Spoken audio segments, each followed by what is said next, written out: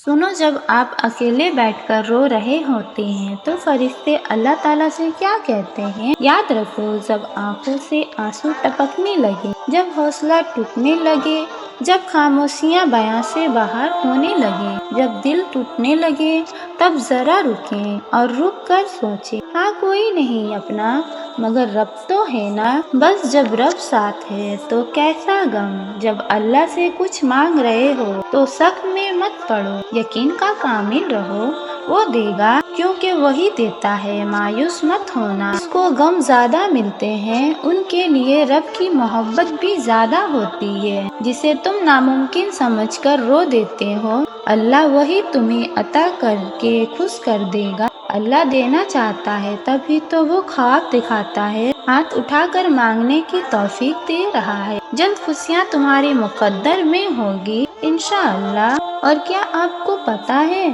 जब आप तन्हा बैठकर रो रहे होते हैं तब आपको अल्लाह के फरिश्ते देख रहे होते हैं, और फिर वही फरिश्ते अल्लाह के पास जाकर अल्लाह ताला से फरमाते हैं कि अल्लाह पाक, आपका फला बंदा फला जगह बैठकर रो रहा है। फिर अल्लाह पाक अपने फरिश्तों से फरमाता है कि मेरे बंदे के पास जाओ और इन्हें चुप करवाओ।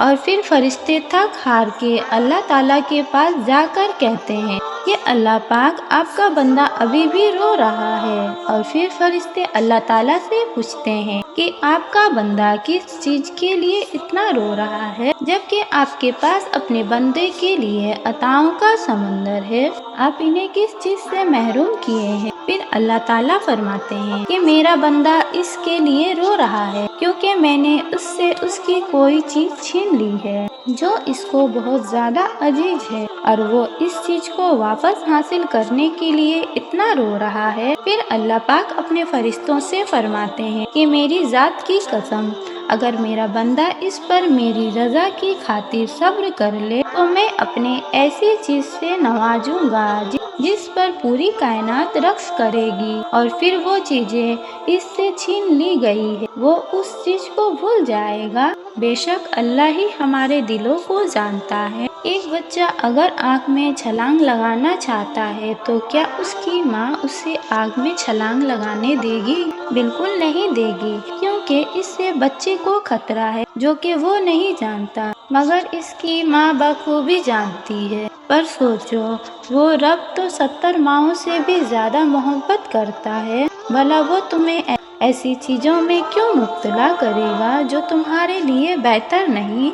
बेशक अल्लाह ही जानता है कि तुम्हारे हक में क्या बेहतर है। जब तुम्हारी जिंदगी में कोई ऐसी तकलीफ या परेशानी आ जाए जो तुम्हारे कंट्रोल से बाहर हो तो हमेशा याद रखना इस बात को कि आंधी के पीछे भी अल्लाह ताला की रहमत की बारिश होती है। आप कभी भी अकेले नहीं होते, एक लम्हे के लिए भी नहीं। याद रखो, वो तुम्हारी कहानियों को जब चाहे जहाँ चाहे मोड़ सकता है।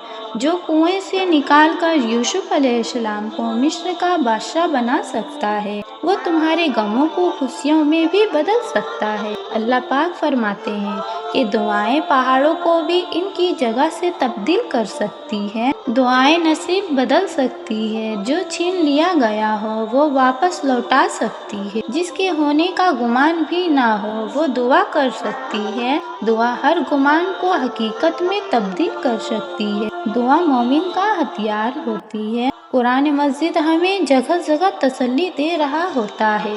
ना उम्मीद ना हो, कमजोर ना पड़ो, यकीन रखो तुम्हारा रब तुम्हारे साथ ही है।